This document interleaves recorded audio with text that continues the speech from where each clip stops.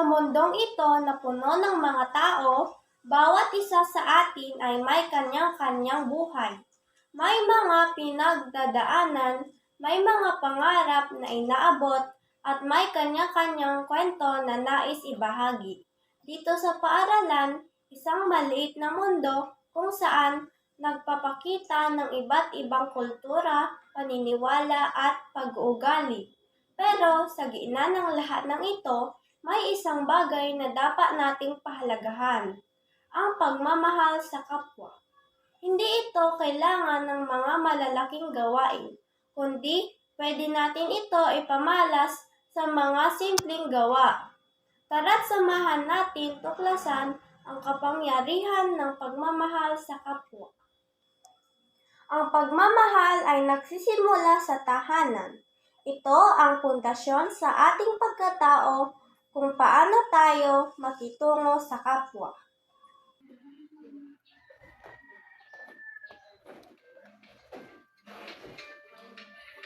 Umaga na pala. Good morning, anak. Gising ka na pala. Ang aga mo naman ngayon. Good morning din po, Mama. Gusto niyo po bang ako na po ang maghanda ng almusal at mag-ayos ng higaan? Salamat, anak. Ako nang bahala sa pagluluto. Sige po, Mama. Gusto ko rin po kayong tulungan para hindi na po kayo mapagod masyado. Salamat, anak. Mahal na mahal ka namin ng papa mo.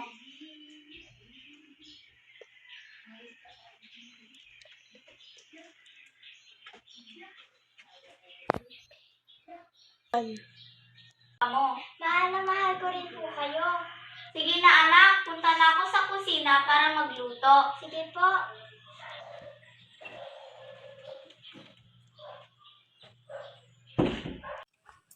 Halika na, anak.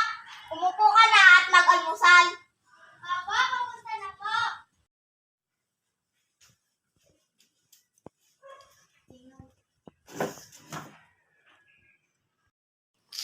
Magandang umaga, anak. Saan ka na ba pumasok? Opo, Papa, medyo kinakabahan po kasi po may quiz po kami sa English. Kain ka ng marami, anak, para maging matalino at saka tulungan mo rin ang iyong mga kaklase kung nahihirapan sila. Opo, Mama. Tama ang mama mo, anak. Ang pagtulong sa kapwa ay isang mahalagang bagay. Hindi lamang sa pag-aaral, kundi sa lahat ng aspeto ng buhay. Kaya nga, ang mabuting asal ang pinakamahalaga. Hindi lang basta matalino, dapat mabuti din. Opo, Mama, Papa, naiintindihan ko po kayo. O anak, bilisan mo na kumain, baka mahuli ka pa sa eskwela. Sigurado ka bang dala mo lahat ng kailangan mo? Opo, Mama, check na check. Buti at ito, may dala akong sandwich at juice. Baka magutom ka mamaya. Salamat po, Mama, ang bait niyo talaga.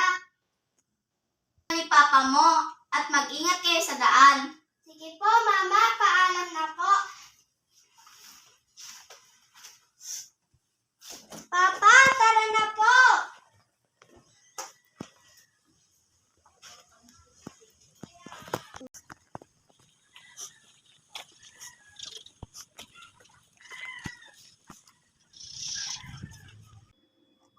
Sinigurado ni Victoria na magpasalamat sa kanyang ina bago umalis ng bahay. Alam niya na ang pagpapasalamat kahit sa simpleng bagay lang ay mahalaga.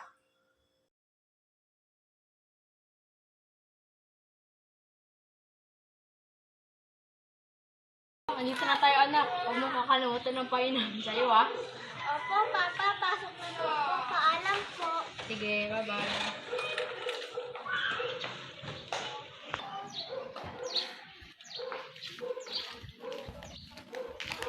Hindi alam ni Victoria na ang mga payo ng kanyang mga magulang ay magiging gabay niya sa buong araw. Isang araw na puno ng pagkakataong ipakita ang pagmamahal sa kapwa.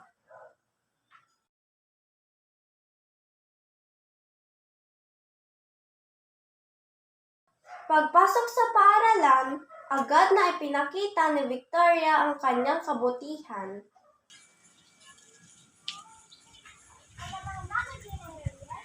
Magandang umaga,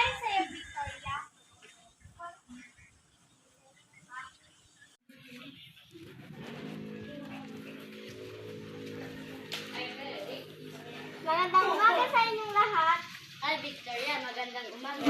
Magandang umaga rin ni Victoria. Handa ka na ba sa pagsusulit sa English mamaya? Sinusubukan ko naman. Baka pwede tayo mag-review mamaya. Sige, Victoria.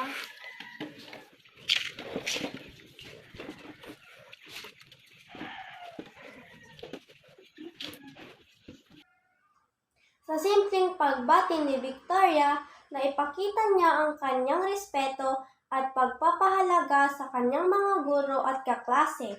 Ito ay maliit na bagay ngunit nagdudulot ng positibong enerhiya sa paligid. Tulungan ko na kayo. Salamat, Victoria. Ang bait mo talaga. Para matapos tayo kaagad.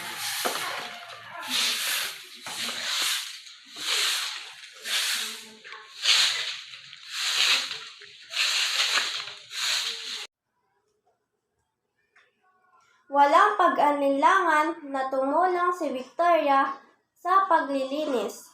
Nagpapakita ng kanyang pagiging responsableng mag-aaral. Okay, class. Copy this in your notebook.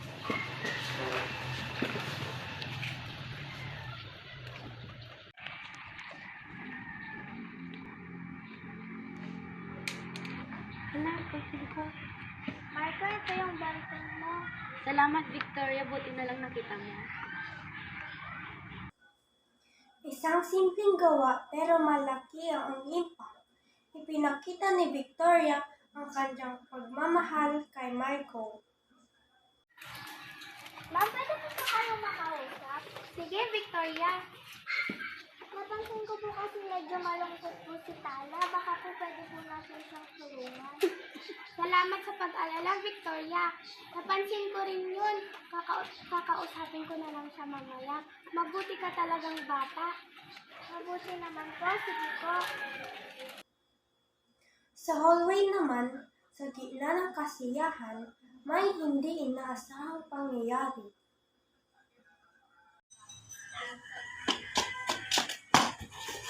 Ayos ka lang ba? Nasaktan ka ba? Tulungan na kitang tumayo. Kailangan ko, Victoria. Medyo masakit na ang puso ko. Tara, talin kita sa clinic.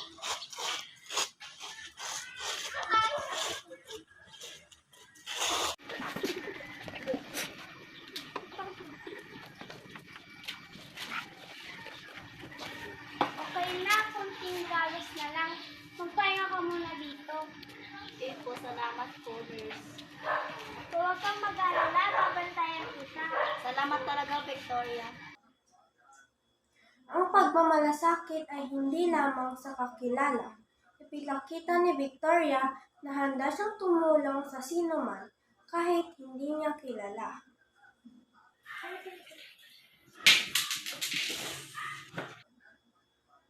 Sa gitna ng ingay at dami ng tao, hindi nakita ng isang bata na nahulog ang kanyang pera. 5 piso lang yun, pero sa isang batang nagtitipid, malaking bagay iyon.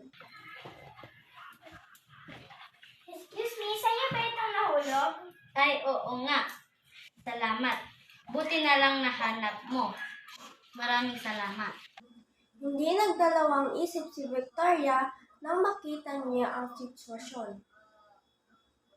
Okay, class, meron tayong gaganaping program para sa mga nasalanta ng bagyo. Kung meron kayong gamit na hindi na ginagamit, pwede nyo itong ibigay. Ang mga salita ng guro ay tumagos sa puso ni Victoria. Alam niyang marami siyang gamit na hindi na niya ginagamit, ngunit pwede bang pakinabangan? Sa halip na itapon, naisipan niyang ibahagi ito.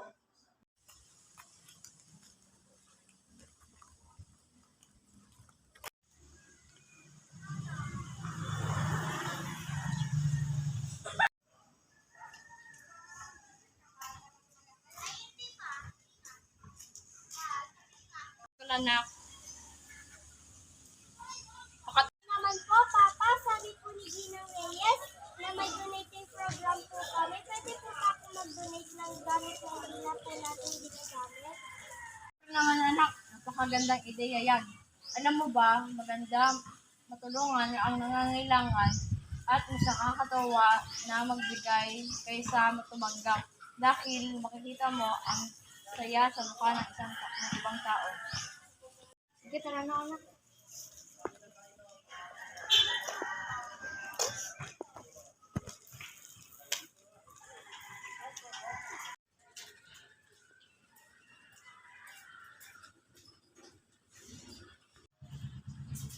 Dito na kami!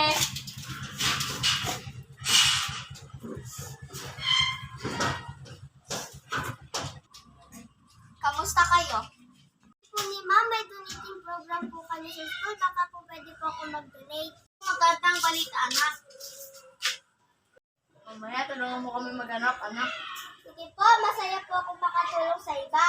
Yan ang gusto kong ugaliin mo, anak. Ang pagtulong sa kapwa ay mahalaga. Hindi lang sa pera, kundi sa simpleng bagay lang pwedeng tulungan. Ang pagmamahal sa kapwa ay hindi lamang sa salita, kundi sa gawa. Maging ang maliit na paraan, tulad ng pagtulong sa paglilinis, pag-abot ng nahulog na gamit, o pagbibigay labis, makakapagdulot tayo ng saya at pag-asa sa ibang tao. Ang tunay na pagmamahal ay nagmumula sa puso at nagbubunga ng magandang pagbabago sa mundo.